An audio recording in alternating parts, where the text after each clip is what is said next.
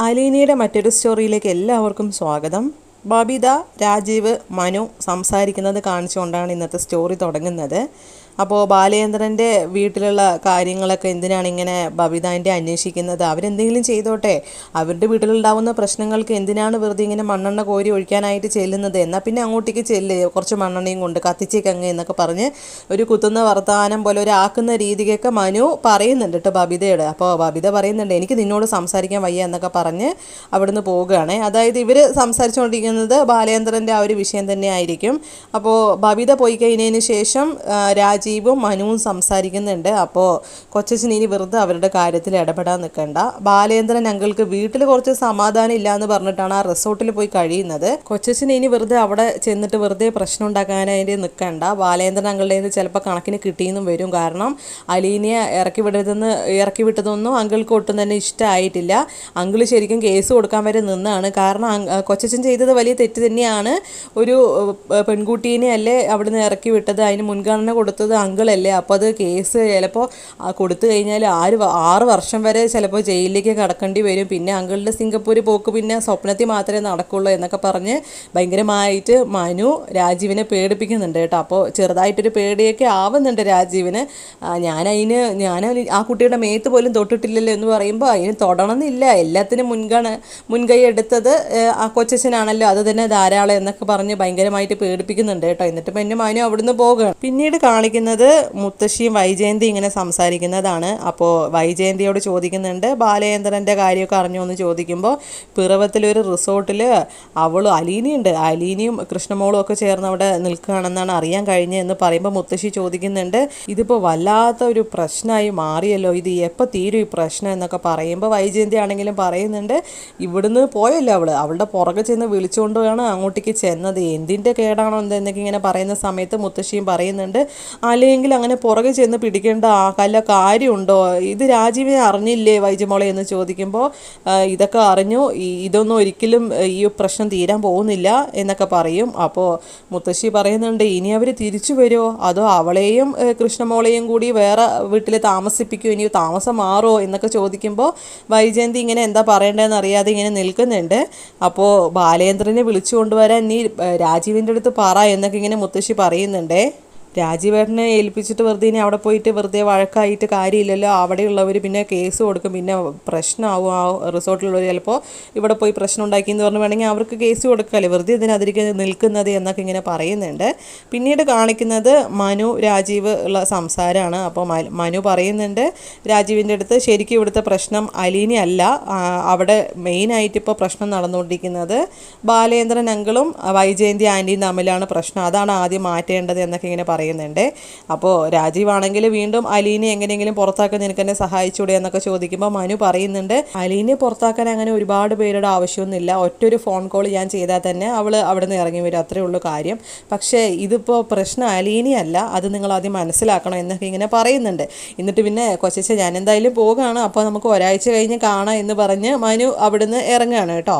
അത് കഴിഞ്ഞ് കാണിക്കുന്നത് മനു ഡ്രൈവ് ചെയ്തുകൊണ്ടിരിക്കുമ്പോൾ രേവതിക്കുട്ടി ഫോൺ വിളിക്കുന്നതാണ്. അപ്പോൾ രേവതിക്കുട്ടി വിളിച്ച് ചോദിക്കുന്നുണ്ട്, മനുവേട്ടൻ മുന്നേ വിളിച്ചിട്ടുണ്ടായിരുന്നല്ലേ, അപ്പോൾ ഞാൻ ഉറങ്ങായിരുന്നു, കാര്യങ്ങളെല്ലാം ആൻറ്റി പറഞ്ഞിട്ടുണ്ടായിരുന്നു, അലീന ചേച്ചിയെ വിളിച്ചിട്ട് കിട്ടുന്നില്ല, എന്താ സംഭവിച്ചത്, എന്നോട് സത്യം മാത്രം പറയണം എന്നൊക്കെ ആദ്യം തന്നെ പറയേ. അപ്പോൾ മനു പറയുന്നുണ്ട്, നീ വ്യക്തമായിട്ട് കേൾക്കണം, പെട്ടെന്ന് ടെൻഷനൊന്നും ആവരുത്, അലീനയെ അവരെല്ലാവരും കൂടി വീട്ടിൽ നിന്ന് അടിച്ചിറക്കി, ശരിക്കും ഭയങ്കരമായിട്ടുള്ള ഒരു ബലപ്പെടുത്തത്തോടു കൂടിയാണ് അവിടുന്ന് പുറത്താക്കിയത്. അലീനയ്ക്ക് അവിടുന്ന് പുറത്തു പോകാനായിട്ട് ഒട്ടും താല്പര്യം ഉണ്ടായിരുന്നില്ല, നടന്ന കാര്യങ്ങളൊക്കെ പറയുന്നുണ്ട്. ഇപ്പം എന്തായാലും അവർ ബാലേന്ദ്രൻ ഞങ്ങളുടെ കൂടെ തന്നെയുണ്ട്, കൂടെ കൃഷ്ണമോളും ഉണ്ട്, അവർ നല്ല ഹാപ്പി ആയിട്ട് റിസോർട്ടിൽ ഇരിക്കുന്നുണ്ട്, രേവതിക്കുട്ടി ഒന്നും കൊണ്ടും ടെൻഷൻ ആവണ്ട എന്നൊക്കെ പറയുകയാണ്. അപ്പോൾ മനു അങ്ങനെ പറയുന്നത് കേൾക്കുമ്പോൾ രേവതിക്കുട്ടിക്ക് ഒരു ആശ്വാസമൊക്കെ ആവുന്നുണ്ട്. എന്നിട്ട് പിന്നെ ഫോൺ വെക്കുകയാണേ.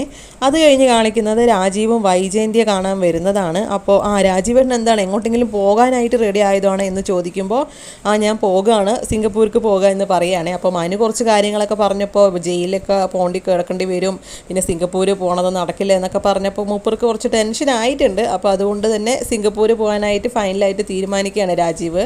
ഈ സമയം വൈജയന്തി പറയുന്നുണ്ട്, എന്നെ ഇത്രയും വലിയ പ്രശ്നത്തിൽ ഒറ്റയ്ക്ക് ഇട്ടിട്ടാണോ രാജീവേട്ടൻ പോകുന്നത് എന്ന് പറയുമ്പോൾ, അങ്ങനെ ഒറ്റയ്ക്കാക്കിയിട്ട് പോകുകയല്ല, ഇനിയുള്ള കാര്യങ്ങളൊക്കെ നീ തന്നെ തീരുമാനിച്ചാൽ മതി.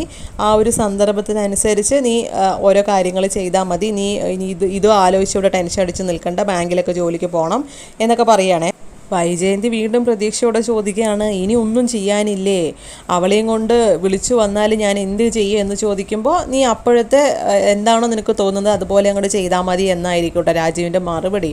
എനിക്ക് അവനെ തല്ലാനും കൊല്ലാനൊന്നും പറ്റില്ലല്ലോ വൈജയന്തി എന്നൊക്കെ ചോദിക്കുകയാണ്. അലീനയുടെ കാര്യത്തിൽ ഞാനും ശിവേട്ടൻ എന്തായാലും ഒരു തീരുമാനം ഉണ്ടാക്കും, ആ ഒരു ഉറപ്പ് ഞാൻ നിനക്ക് തന്നിട്ടാണ് പോകുന്നത് എന്ന് പറയുമ്പോൾ വൈജയന്തി ചോദിക്കുന്നുണ്ട്, ഉറപ്പാണല്ലോ അല്ലേ എന്ന് ചോദിക്കുമ്പോൾ, പിന്നെ നിനക്കതിൽ എന്നെ വിശ്വസിക്കാം. അങ്ങനെ ഒരു ഉറപ്പ് കൊടുക്കുകയാണ് വൈജയന്തിക്ക് രാജീവ്. എന്നിട്ട് പിന്നെ രാജീവ് പറയുന്നുണ്ട്, ഞാൻ ഏതായാലും അമ്മയൊന്ന് കാണട്ടെ എന്ന് പറഞ്ഞ് മുകളിലേക്ക് പോവുകയാണ്. അപ്പോൾ വൈജയന്തി കുടിക്കാനായിട്ട് ജ്യൂസ് എടുക്കാനായിട്ട് ചെല്ലുന്നു. പിന്നീട് കാണിക്കുന്നത് മുത്തശ്ശിയും രാജീവും തമ്മിലുള്ള സംസാരമാണ്. രാജീവ് പറയുന്നുണ്ട്, ഞാൻ സിംഗപ്പൂർക്ക് പോകുകയാണ് അമ്മയെന്ന് പറയുമ്പോൾ, നീ എന്താ ഇങ്ങനെ പോകുകയാണോ? ഇത് പ്രശ്നങ്ങളൊന്നും ഇപ്പോൾ ശരിയായില്ലല്ലോ, നീ അവളുടെ പ്രശ്നം തീർക്കാൻ വേണ്ടിയിട്ടല്ലേ സിംഗപ്പൂരിൽ നിന്ന് ഇങ്ങോട്ടേക്ക് വന്നത്, ഇതിപ്പോൾ പ്രശ്നം മൊത്തം വഷളാകുക എന്നല്ലാതെ ഒന്നും തന്നെ ശരിയായില്ലല്ലോ എന്നിങ്ങനെ പറയുന്നുണ്ട്. അപ്പോൾ രാജീവ് ആണെങ്കിലും പറയുന്നുണ്ട്, ഞാനിപ്പോൾ എന്ത് ചെയ്യാനാണ്, ഈ കുടുംബത്തിലിപ്പോൾ എനിക്ക് ഇടപെടുന്നതിന് ഒരു ലിമിറ്റില്ലേ, ഞാൻ എത്ര തന്നെ ഇടപെടും, എനിക്കിപ്പോൾ ബാലേന്ദ്രനെ എന്ത് ചെയ്യാനായിട്ട് സാധിക്കും, ഇനി വരുന്നിടത്ത് വെച്ച് കാണാൻ എന്നല്ലാതെ ഇപ്പോൾ എന്ത് ചെയ്യാനാണ് എന്നൊക്കെ ഇങ്ങനെ പറയേ. മുത്തശ്ശിയാണെങ്കിൽ ആകെ നാണക്കേടായല്ലോ, ഇതിപ്പോൾ പ്രശ്നം വല്ലാതെ വഷളായി എന്നൊക്കെ പറയുമ്പോൾ രാജീവ് ആണെങ്കിലും പറയുന്നുണ്ട്, അല്ലെങ്കിൽ തന്നെ അയാൾക്ക് എന്തിൻ്റെ കേടാണ്, ഒരു വേലക്കാരിയും കൊണ്ട് ഇങ്ങനെ പോകേണ്ട വല്ല ആവശ്യമുണ്ടോ, മൊത്തം ഇപ്പോൾ നാണക്കേടായില്ലേ എന്നൊക്കെ പറഞ്ഞ് ഇങ്ങനെ കുറച്ചിങ്ങനെ കുറ്റമൊക്കെ പറയുന്നുണ്ട് ബാലേന്ദ്രനെ. അപ്പോൾ ഇവരിങ്ങനെ സംസാരിച്ചുകൊണ്ടിരിക്കുന്ന സമയത്ത് വൈജയന്തി ജ്യൂസും കൊണ്ട് വരുന്നുണ്ട്. വീണ്ടും അവർ ഇതേ കാര്യങ്ങൾ തന്നെ പറയുന്നു. അപ്പോൾ നീ എന്തായാലും ധൈര്യമായിട്ടിരിക്കുക എന്നൊക്കെ ഇങ്ങനെ പറയുകയാണ് രാജീവ് വൈജയന്തിയോട്. അപ്പോൾ വൈജയന്തി പറയുന്നുണ്ട്, എനിക്കിനിപ്പോൾ ഒരു ടെൻഷനുമില്ല, കൂടിപ്പോയാൽ ഞാൻ അങ്ങ് സൂയിസൈഡ് ചെയ്യുമോ, ഇങ്ങോട്ടെങ്ങാനും വന്നു കഴിഞ്ഞിട്ട് പ്രശ്നം ഉണ്ടാവുമോ, എന്തെങ്കിലും ചെയ്ത് കഴിഞ്ഞാൽ അത്രയല്ലേ വേണ്ടു, ഞാൻ സൂയിസൈഡ് ചെയ്തോളാം എന്നുള്ള രീതിക്ക് സംസാരിക്കുന്നു. അപ്പോൾ മുത്തശ്ശിയാണെങ്കിലും രാജീവാണെങ്കിലും ഇങ്ങനെ നോക്കി നിൽക്കുകയാണ് കേട്ടോ വൈജയന്തി. അപ്പോൾ ഇത്രയൊക്കെയാണ് ഇന്നത്തെ സ്റ്റോറി. നാളത്തെ സ്റ്റോറിയിൽ ബാലേന്ദ്രൻ കൃഷ്ണമോളെയും അലീനയും കൊണ്ട് വീട്ടിലേക്ക് വരുന്നതൊക്കെയാണ്. നല്ല അടിപൊളി ത്രില്ലിംഗ് ആയിരിക്കും കേട്ടോ. എന്നിട്ട് ഇനി വൈജയന്തിയുടെ അടുത്ത് പറയുന്നുണ്ട്, ഇനി അലീന എൻ്റെ മോളെ പോലെ ആയിരിക്കും വീട്ടിൽ കഴിയുക, നീ ഇതിൽ എന്തെങ്കിലും ഇടപെടാൻ വന്നു കഴിഞ്ഞാൽ പിന്നെ നീ ഇവിടെ ഇരിക്കണ്ട, നീ നിൻ്റെ വീട്ടിലേക്ക് പൊക്കോ, ഇത് നിൻ്റെ വീടല്ല, ഞാൻ പറയുന്ന പോലെ ഇവിടെ നടക്കുള്ളൂ എന്നുള്ള കാര്യങ്ങളൊക്കെ പറയുന്നു. അതുപോലെ തന്നെ കൃഷ്ണമോളാണെങ്കിലും വൈജയന്തിയോട് പറയുന്നുണ്ട്, അമ്മ ഇനി ഇതിൽ വെറുതെ പ്രശ്നം ഉണ്ടാക്കാൻ നിൽക്കണ്ട, അച്ഛനെ അറിയാലോ എന്നൊക്കെ പറഞ്ഞിങ്ങനെ ഭീഷണിപ്പെടുത്താണ് കേട്ടോ കൃഷ്ണമോൾ. അപ്പോൾ നാളെ ഒരു ഉഗ്രൻ കഥയുമായിട്ട് ഞാൻ വരുന്നതായിരിക്കും.